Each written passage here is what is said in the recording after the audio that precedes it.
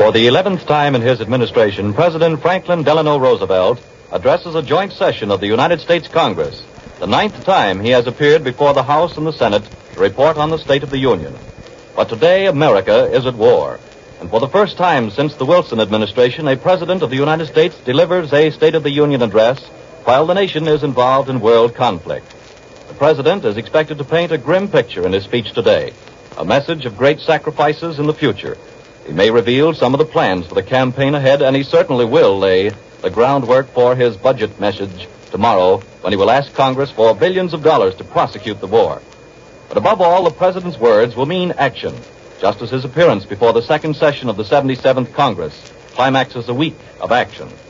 26 nations have signed an anti-Axis pact here in Washington. An Allied High Command has been formed for the vital Southwest Pacific area, and our nation's capital has become the capital of the world, the center of the fight against the aggressor. Here in our nation's capital, at the National Capitol Building, where we're broadcasting at the present time from the House of Representatives room, an extraordinary guard has been thrown around the Capitol Building. Large numbers of Secret Service men are patrolling, and uniformed officers are watching, too, the entire area of Capitol Hill. The galleries here in the House are jammed. Just received word that the President of the United States is about to enter the House of Representatives here in the nation's capital, where the Senate of the United States and the House have met in joint session. Cabinet members are here. Various diplomatic officials are here. Also attending are the various men who represent different embassies and the allied nations of both the world, those allied with the world, and also with the United States and the Latin American countries. The two committees from the Senate and the House of Representatives are out to meet the President and escort him to the chamber at the present time. The committee of the Senate, Senator Alvin W. Barkley and Senator Charles L. McNary. From the House, Representative John McCormick and also Representative Joseph W. Martin and Representative Robert L. Dalton. They are on their way at the present time, and in just a few moments will proceed and make their way into the chamber. President of the United States. You have heard the announcement. The President of the United States is entering now the Capitol Building and the House of Representatives chamber here in our own nation's capital to deliver his message on the State of the Union to the people of the United States and the world.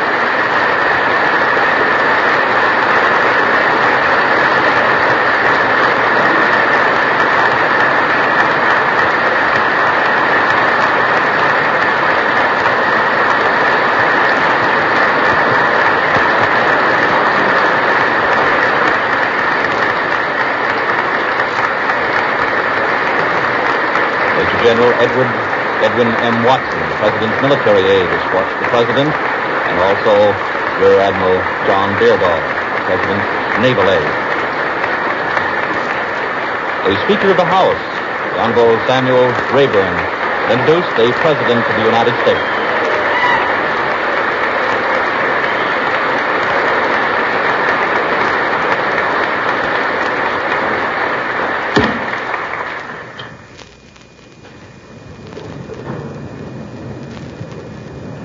Members of the Congress, it's my high privilege to present to you the President of the United States.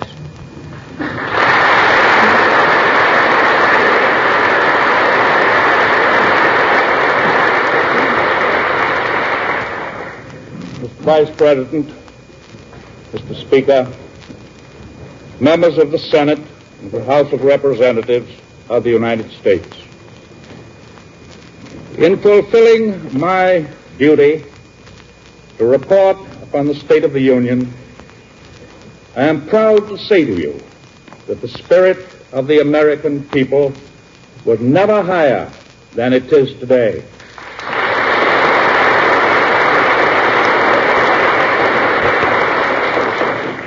The Union was never more closely knit together, and this country was never more deeply determined to face the solemn tasks before it. The response of the American people has been instantaneous, and it will be sustained until our security is assured.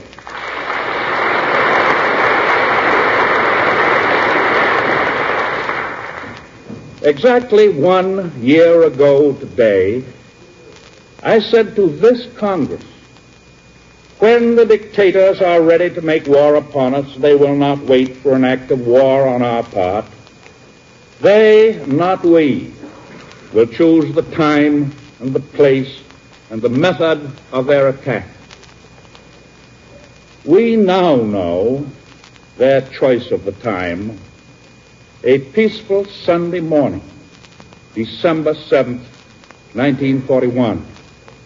We know their choice of the place, an outpost, an American outpost in the Pacific.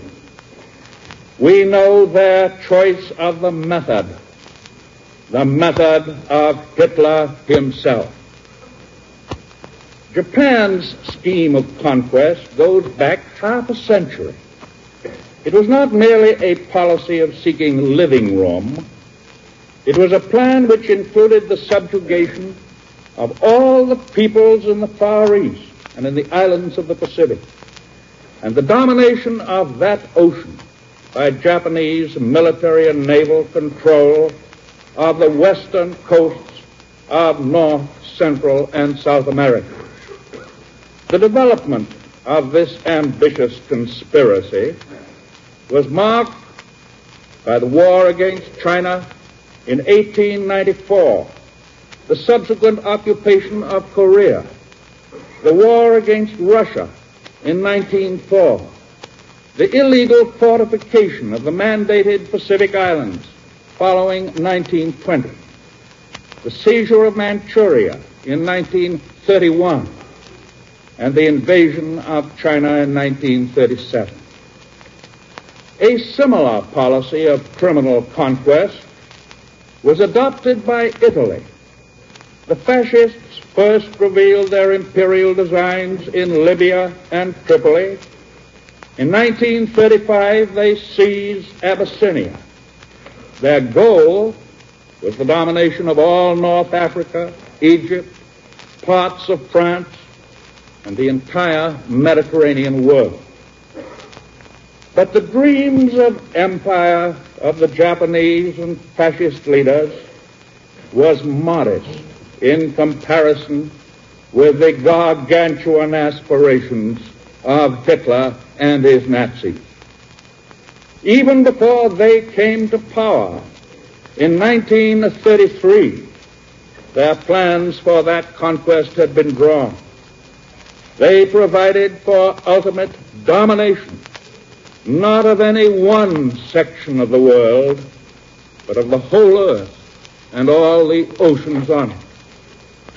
When Hitler organized his Berlin-Rome-Tokyo alliance, all these plans of conquest became a single plan. Under this, in addition to her own schemes of conquest, Japan's role was obviously to cut off our supply of weapons of war to Britain and Russia and China, weapons which increasingly were speeding the day of Hitler's doom.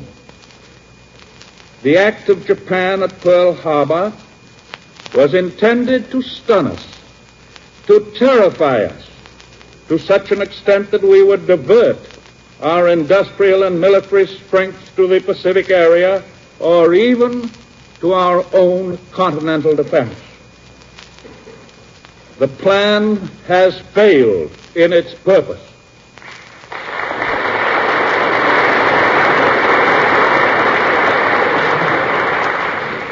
We have not been stunned.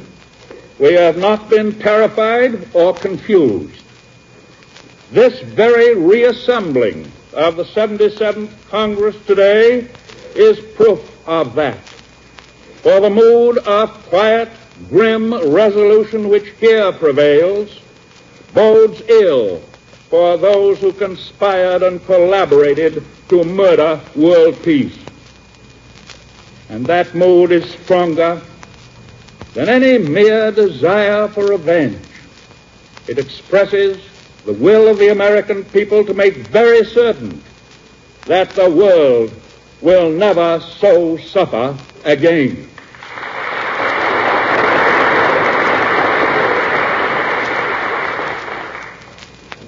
Admittedly, we have been faced with hard choices. It was bitter, for example, not to be able to relieve the heroic and historic defenders of Wake Island. It was bitter for us not to be able to land 1 million men in 1,000 ships in the Philippine Islands. But this adds only to our determination to see to it that the stars and stripes will fly again over Wake and Guam.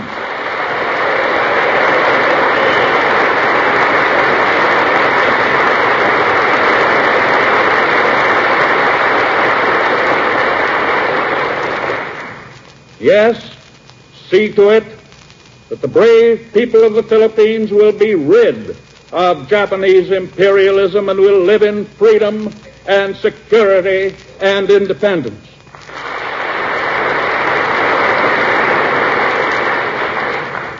Powerful and offensive actions must and will be taken in proper time.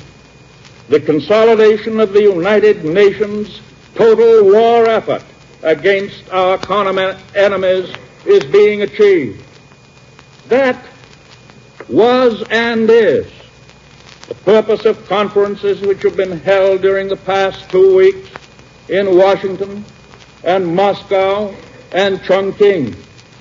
That is the primary objective of the Declaration of Solidarity signed in Washington on January 1st, 1942 by 26 nations against the Axis powers.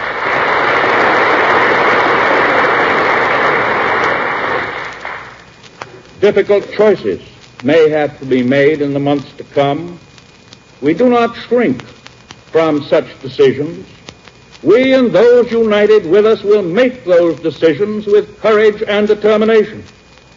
Plans have been laid here and in the other capitals for coordinated and cooperative action by all the United Nations, military action and economic action. Already we have established, as you know, unified command of land, sea, and air forces in the Southwestern Pacific theater of war. There will be a continuation of conferences and consultations among military staffs so that the plans and operations of each will fit into the general strategy designed to crush the enemy. We shall not fight isolated wars, each nation going its own way. These 26 nations are united not in spirit and determination alone, but in the broad conduct of the war in all its phases. For the first time since the Japanese and the fascists and the Nazis started along their blood-stained course of conquest, they now face the fact that superior forces are assembling against them. Gone forever are the days when the aggressors could attack and destroy their victims one by one. Destroy them without unity of resistance. We of the United Nations will so dispose our forces that we can strike at the common enemy wherever the greatest damage can be done him.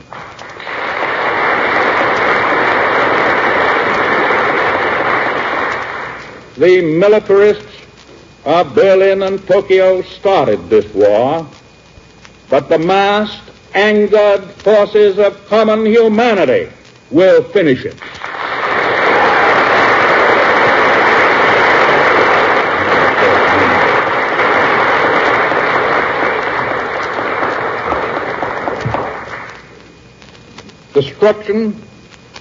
Destruction of the material and spiritual centers of civilization. This has been and still is the purpose of Hitler and his Italian and Japanese chessmen. They would wreck the power of the British Commonwealth and of Russia and of China and of the Netherlands, and then combine all their forces to achieve their ultimate goal, the conquest of the United States. They know that victory for us means victory for freedom. They know that victory for us means victory for the institution of democracy, the ideal of the family, the simple principles of common decency and humanity. They know that victory for us means victory for religion, and they could not tolerate that. The world is too small to provide adequate living room for both Hitler and God.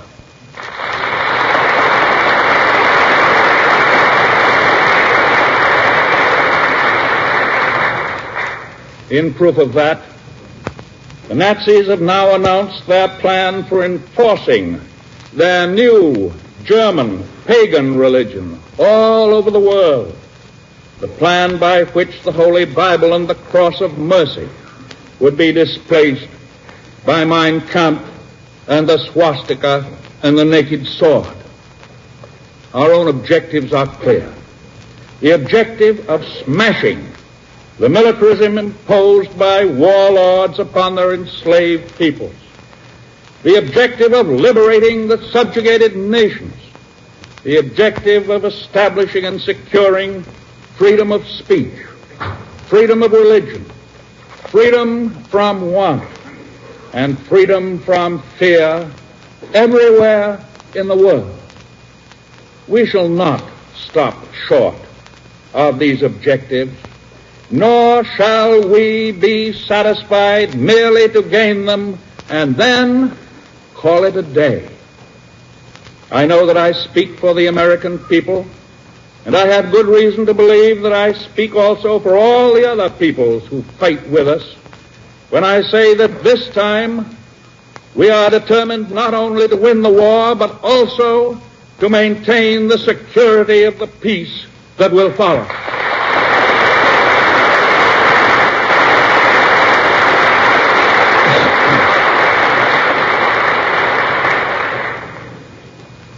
But we know that modern methods of warfare make it a task not only of shooting and fighting, but an even more urgent one of working and producing.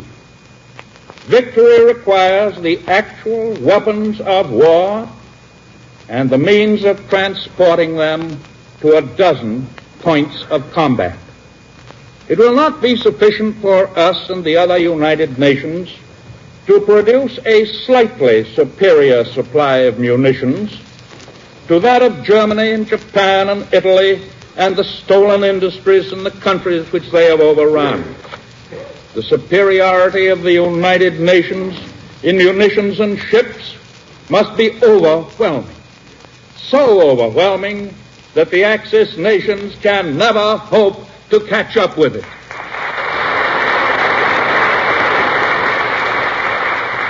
So in order to attain this overwhelming superiority, the United States must build planes and tanks and guns and ships to the utmost limit of our national capacity. We have the ability and capacity to produce arms, not only for our own forces, but also for the armies, navies, and air forces fighting on our side. And our overwhelming superiority of armament must be adequate to put weapons of war at the proper time into the hands of those men in the conquered nations who stand ready to seize the first opportunity to revolt against their German and Japanese oppressors and against the traitors in their own ranks, known by the already infamous name of Quisling.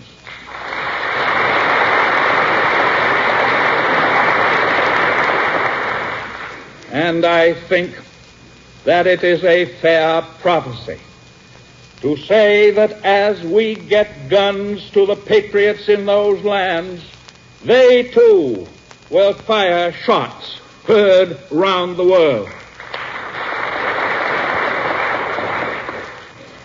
This production of ours in the United States must be raised far above present levels even though it will mean the dislocation of the lives and occupations of millions of our own people.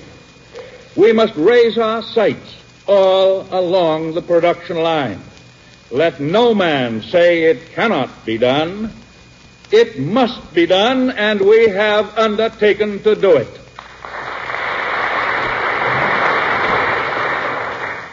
I have just sent a letter of directive to the appropriate departments and agencies of our government, ordering that immediate steps be taken. First, to increase our production rate of airplanes so rapidly that in this year, 1942, we shall produce 60,000 planes, 10,000,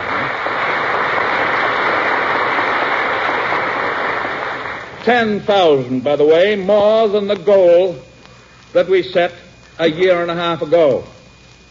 This includes 45,000 combat planes, bombers, dive bombers, pursuit planes. The rate of increase will be maintained, continued, so that next year, 1943, we shall produce 125,000 airplanes, including 100,000 combat planes.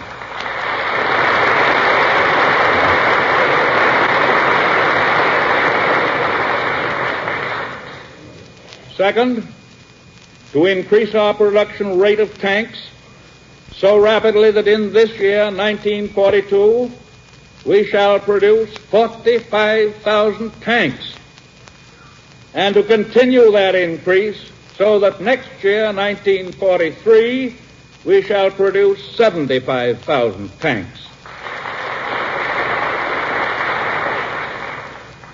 Third, to increase our production rate of anti-aircraft guns so rapidly that in this year, 1942, we shall produce 20,000 of them, and to continue that increase so that next year, 1943, we shall produce 35,000 anti-aircraft guns. And fourth, to increase our production rate of merchant ships so rapidly that in this year, 1942, we shall build 8 million deadweight tons as compared with a 1941 completed production of 1,100,000. And finally, we shall continue that increase so that next year, 1943, we shall build 10 million tons of shipping. These figures, and similar figures for a multitude of other implements of war, will give the Japanese and the Nazis a little idea of just what they accomplished in the attack at Pearl Harbor.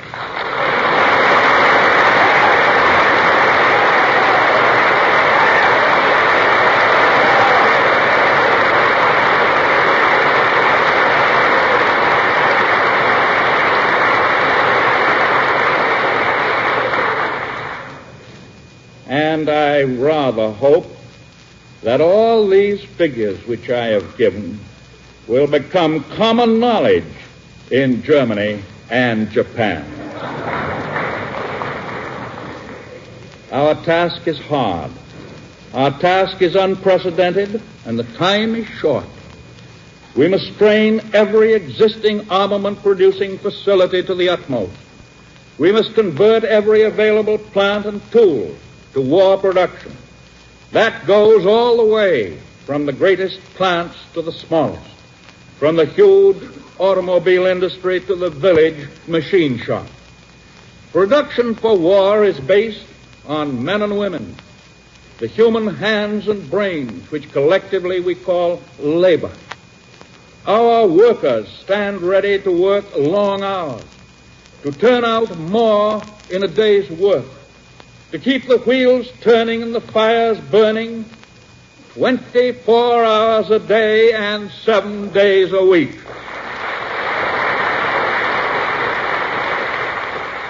They realize well that on the speed and efficiency of their work depend the lives of their sons and their brothers on the fighting front. Production for war is based on metals and raw materials: steel, copper, rubber, aluminum, zinc, tin. Greater and greater quantities of them will have to be diverted to war purposes. Civilian use of them will have to be cut further and still further, and in many cases completely eliminated. War costs money. So far, we've hardly even begun to pay for it. We've devoted only 15% of our national income to national defense. As will appear in my budget message tomorrow, our war program for the coming fiscal year will cost $56 billion. Or, in other words, more than half of the estimated annual national income. That means taxes and bonds and taxes. It means cutting luxuries and other non-essentials. In a word, it means an all-out war by individual effort and family effort in a united country.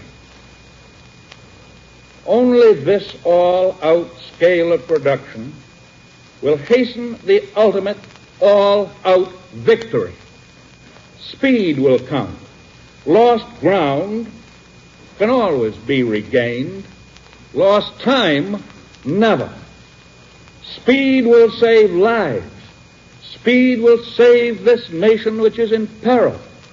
Speed will save our freedom and our civilization. And slowness, well, it has never been an American characteristic. As the United States goes into its full stride, we must always be on guard against misconceptions, which will arise, some of them naturally, or which will be planted among us by our enemies.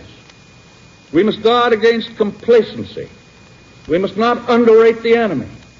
He is powerful and cunning and cruel and ruthless.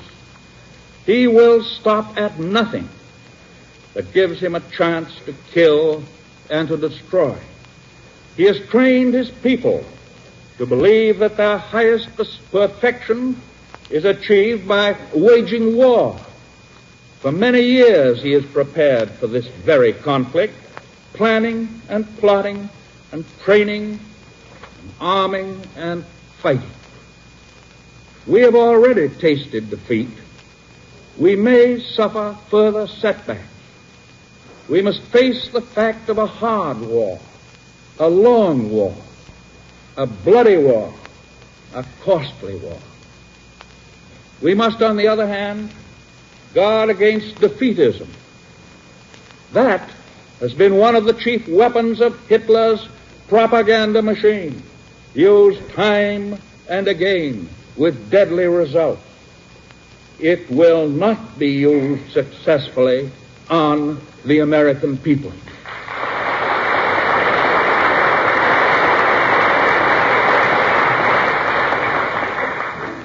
We must guard against divisions among ourselves and among all the other united nations. We must be particularly vigilant against racial discrimination in any of its ugly forms. Hitler will try again to breed mistrust and suspicion between one individual and another, one group and another, one race and another, one government and another. He will try to use the same technique of falsehood and rumor-mongering with which he divided France from Britain.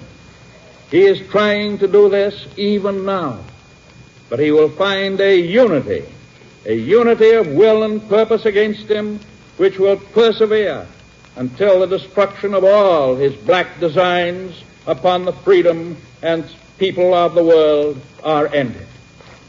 We cannot wage this war in a defensive spirit. As our power and our resources are fully mobilized, we shall carry the attack against the enemy. We shall hit him and hit him again wherever and whenever we can reach him.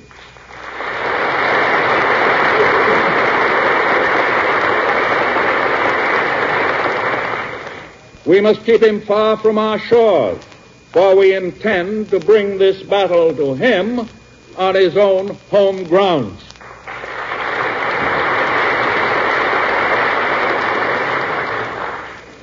American armed forces must be used at any place in all the world where it seems advisable to engage the forces of the enemy.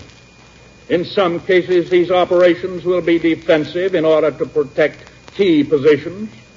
In other cases, these operations will be offensive in order to strike at the common enemy with a view to his complete encirclement and eventual total defeat. American armed forces will operate at many points in the Far East. American armed forces will be on all the oceans, helping to guard the essential communications which are vital to the United Nations. American land and air and sea forces will take stations in the British Isles, which constitute an essential fortress in this great world struggle. American armed forces will help to protect this hemisphere and help also to protect bases outside this hemisphere which could be used for an attack on the Americas. If any of our enemies from Europe or from Asia attempt long-range raids by suicide squadrons of bombing planes, they will do so only in the hope of terrorizing our people and disrupting our morale. Our people are not afraid of that. We know that we may have to pay a heavy price for freedom. We will pay this price with a will. Whatever the price, it is 1,000 times worth it. No matter what our enemies in their desperations may attempt to do to us, we will say, as the people of London have said, we can take it. And what's more, we can give it back, and we will give it back with compound interest.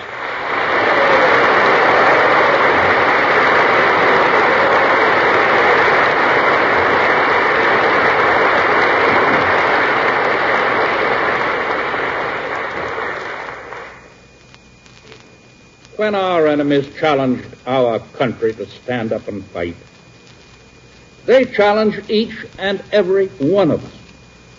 And each and every one of us has accepted the challenge for himself and for his nation. There were only some 400 United States Marines who, in the heroic and historic defense of Wake Island, inflicted such great losses on the enemy. Some of those men were killed in action, and others are now prisoners of war.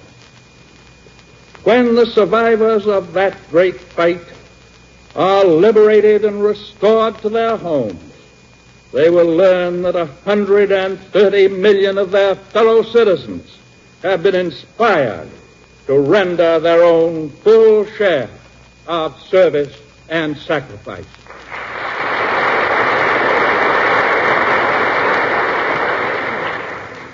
We can well say that our men on the fighting fronts have already proved that Americans today are just as rugged and just as tough as any of the heroes whose exploits we celebrate on the 4th of July.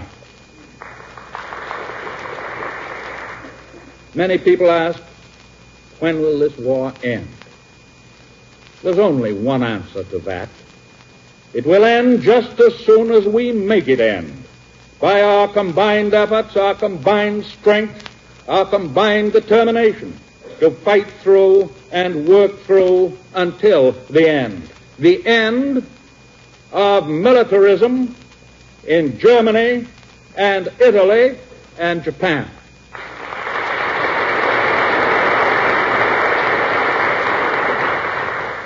Most certainly, we shall not settle for less. That is the spirit in which discussions have been conducted during the visit of the British Prime Minister to Washington. Mr. Churchill and I understand each other, our motives and our purposes.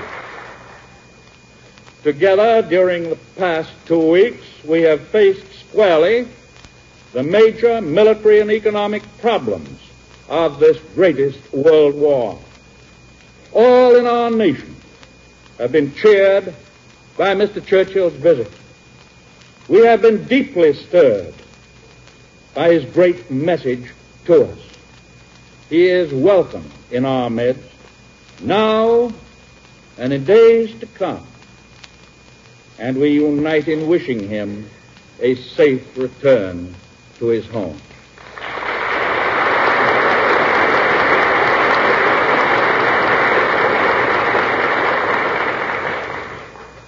For we are fighting on the same side with the British people who fought alone for long, terrible months and withstood the enemy with fortitude and tenacity and skill.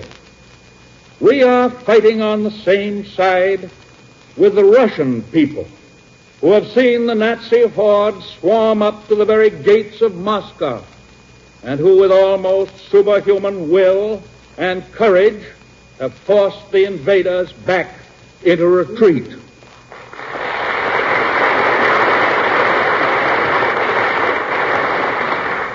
We are fighting on the same side as the brave people of China.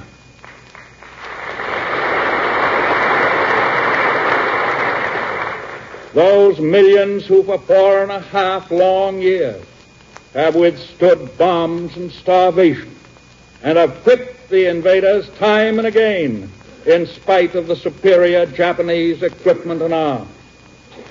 Yes, we are fighting on the same side as the indomitable Dutch.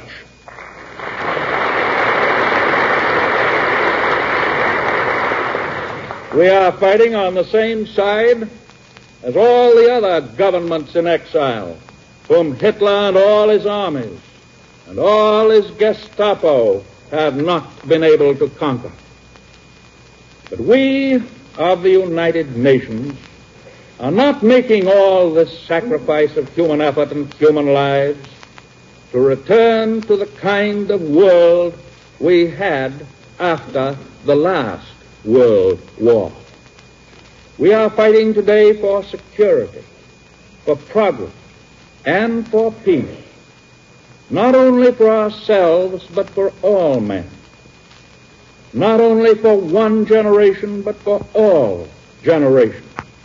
We are fighting to cleanse the world of ancient evils, ancient ills. Our enemies are guided by brutal cynicism, by unholy contempt for the human race. We are inspired by a faith that goes back through all the years to the first chapter of the book of Genesis. God created man in his own image. We on our side are striving to be true to that divine heritage. We are fighting, as our fathers have fought, to uphold the doctrine that all men are equal in the sight of God. Those on the other side are striving to destroy this deep belief and to create a world in their own image, a world of tyranny and cruelty and serfdom. That is the conflict that day and night now pervades our lives. No compromise can end that conflict. There never has been, there never can be successful compromise between good and evil. Only total victory can reward the champions of tolerance and decency and freedom and faith.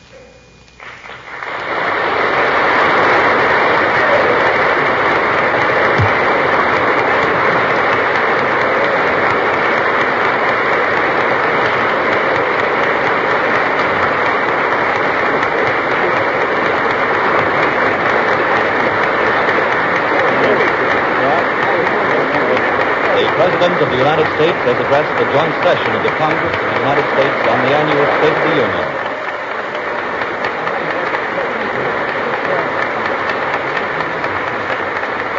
Now the President turns to shake hands with the Vice President, Henry A. Wallace, and the Speaker of the House, Sam Rayburn, and is escorted by the various committees and the naval aides of the President and military aid of the President, and leaves this chamber of the House of Representatives in our nation's capital. The applause continues from the assembled members of the House and the Senate here in the House chamber, also diplomatic representatives of the allied nations, members of the Cabinet, and also the justices of the Supreme Court. Tomorrow, the budget for the coming fiscal year will be delivered to the Congress, as mentioned in the President's talk. This broadcast of President Roosevelt's address on the State of the Union was presented from the House of Representatives chamber. Don Gardner speaking. That's all from the United States Capitol building.